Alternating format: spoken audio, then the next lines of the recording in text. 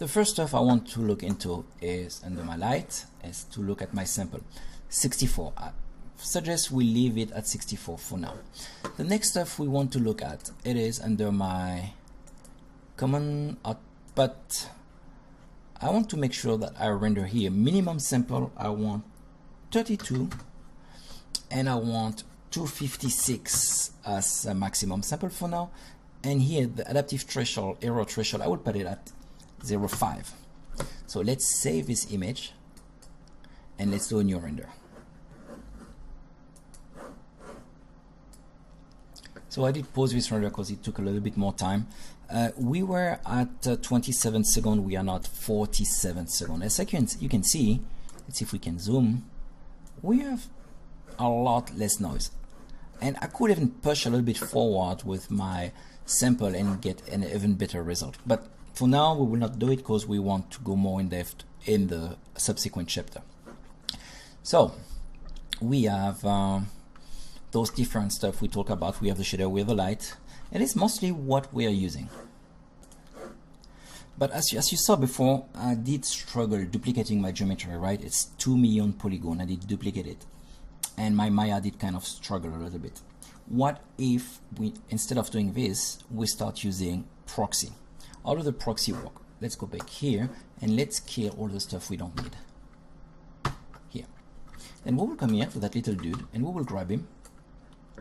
And we will say redshift, object property, volume, proxy. We will say create a new proxy. But actually, no, we don't say create. I'm sorry. We say export. I always get confused. We say export and we create a redshift proxy, which we will call alien. Let's call it Pro. So, take some time because it's exporting 2 million polygon. And now it's done. Now what happened? If I come here and I say redshift proxy, now it's time to create one. Not clicking on anything. It's just creating a cube. Stupid little cube one by one. If I come into the property of my cube, I can point it to my proxy geometry, which was under my computer, new volume, Dropbox, Gnomon, Alien Pro. Open. As you can see, the cube took exactly the same proportion as my alien. Furthermore, I can also do a preview mesh and tell him I want less than 100%, obviously. I want just 10% of the total geometry. What do we have now is we have a duplicate of my mesh. Let's go back to bounding box. And that object, interesting wise, have exactly the same feature as my other object. Let's do a IPA render. And then maybe we will turn off depth of field for now.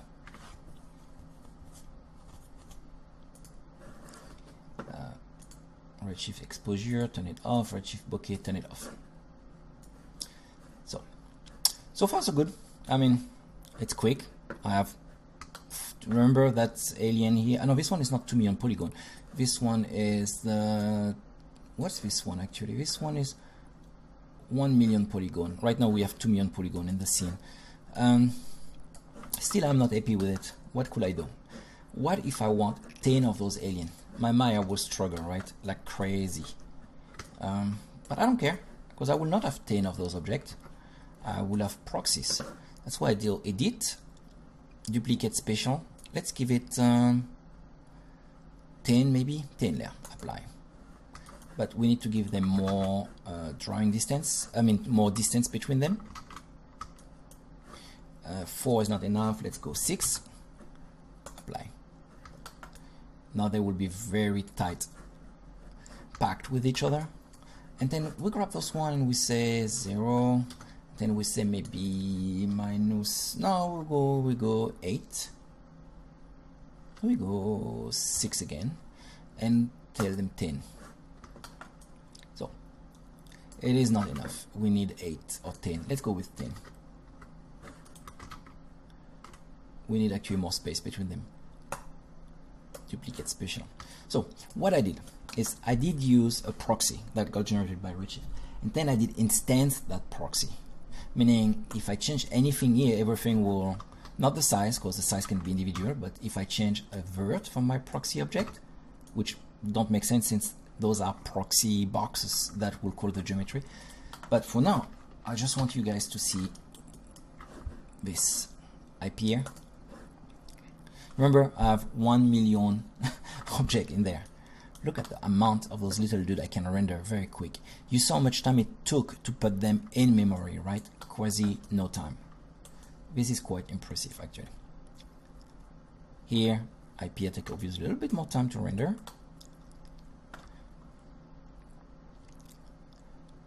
And then maybe we move closer.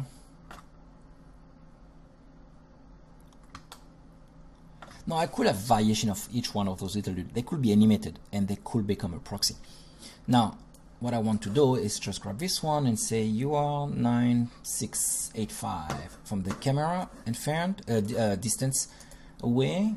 Sorry, I just did revert to German.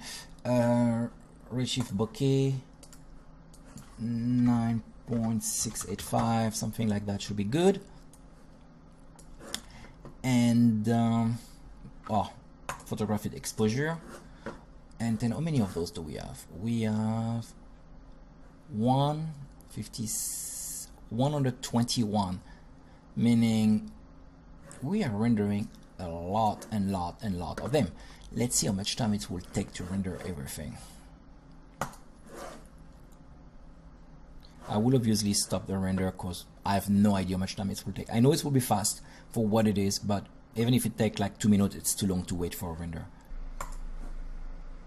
So, and our final render time is 3 minutes and 13 seconds. If my calculation is correct, having an alien at 1 million polygon, having it 120 times in the scene, it means we are rendering roughly 120 million polygon.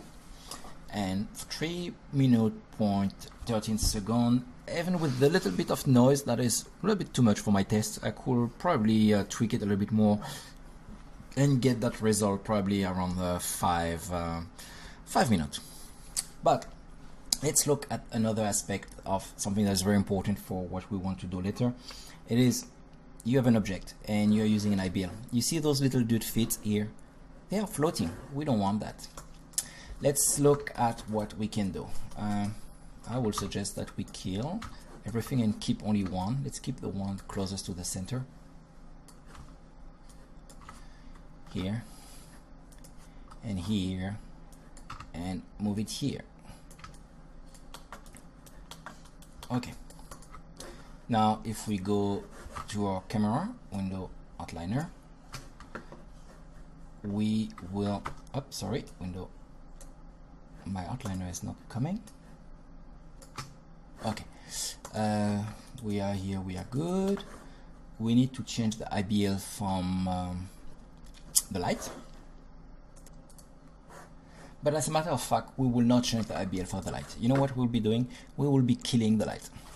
You will be telling me like, oh, but if we kill the light, how do we see anything? Well, by default, it's what you will see, right? That little dude here is actually alone. Let's remove the bokeh, photographic exposure. So let's light him with a sun and sky. Go under preference again, my render setting. Here, they're always opening outside of the screen. Then we will look here somewhere under environment and we will say create redshift physical sky. And now we are lighting with the physical sky. Let's see what we can do. Turbidity allow you to move. You have all those different parameters that are always the same in every render. Let's move the horizon height a little bit lower. The ground color will be brown. And let's move the horizon back to 0. So you can see the sky take a little bit more time to update right now because we are talking about a procedural sky. So, and we move on his feet and we realize that he's floating. Very bad. Good. And we will then move the color here. And he's still floating. That's a problem. That's why we will create polygon cube. Sorry, I mean, we don't need a cube, we need a plane. Create polygon plane, make it bigger. And this plane will be catching the shadow that we want under his feet, as you can see it here. But the problem is that if you do that, how do you manage to see what's under his feet if it was an IBL as an example? So then we will move the plane a bit higher because we want him to cast shadow properly. Okay, it's better. And we will lighting, shading, assign existing, no, we assign a new material, and it will be Redshift Shadowcaster. And in the Redshift Material Shadow, background is environment, and catch shadow, catch diffuse, catch reflection. So as you can see, we are catching a reflection. The shadow are not really working because the sun is not really the sun and light. You know what? Let's kill the physical sun. Physical sky. Let's grab it from here and search for him here. Texture utility, scattering, photographic exposure, bokeh, texture, physical sky. Let's kill it.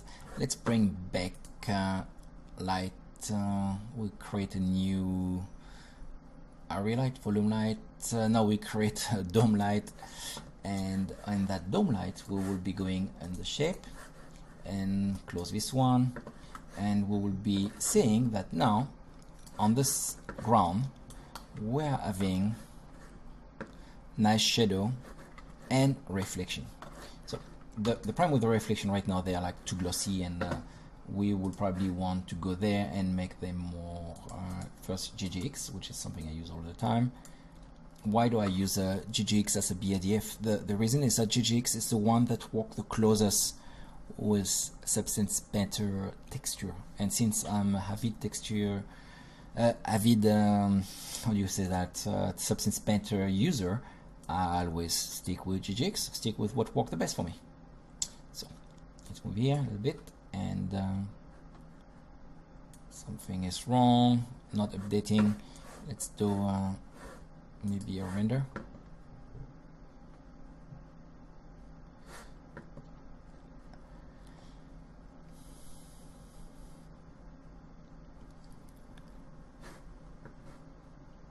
I don't see them anymore. Let's put alpha to 0, IPR, I weight to 1. What's going on?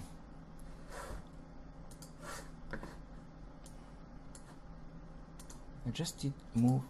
Okay, GGX. It must be a small issue. It was not updating, but now it is, which is good. And take the glossiness down. I did take the sample higher just to have less grain, and obviously as soon as I move, there must be some little issue right now, but with the IPR, yeah, perfect, it's good. And then let's make them red just to make sure we see them. Orange, it's good. And what we could also do is, it's not really realistic with GI, but you can turn it in occlusion. That will give you a better definition under his feet.